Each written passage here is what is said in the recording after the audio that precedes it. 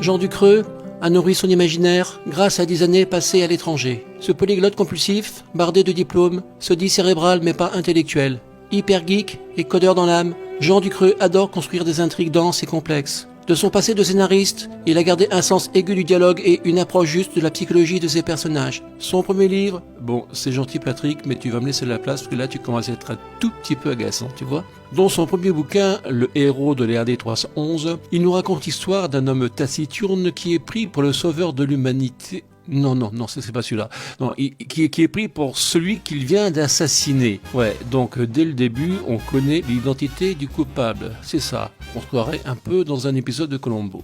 Un an après, il recommence avec Le fantôme de l'A72, qui est une suite sans vraiment en être une d'ailleurs. Enfin, c'est une enquête policière classique qui dégénère en devenant une affaire de terrorisme en terre forésienne. Pont-Saint, qui est un charmant petit village, est en sang. Boin est en feu, émeute à Montbrison, attentat au marché de Feurs, voiture incendiée à Nervieux, prise d'otage à Montron, fusillade entre Cusieux et Vauche, explosion en cascade à Sauvin, ça pète dans tous les sens, restez couverts.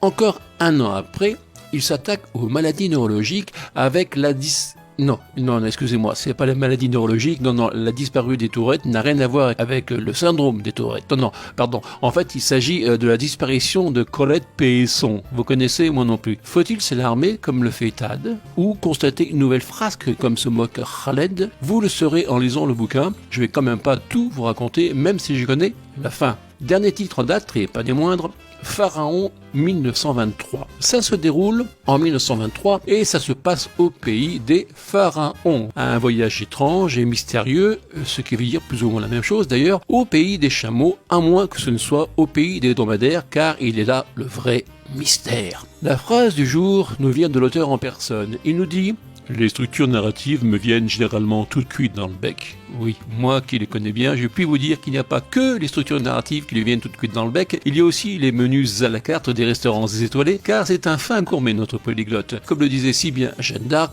vous ne m'avez pas cru, vous m'aurez cuite. On ne parle pas de tout ça au Salon des Indés, qui n'aura pas lieu le 30 mai, alors on reste confiné et à demain, si on veut bien.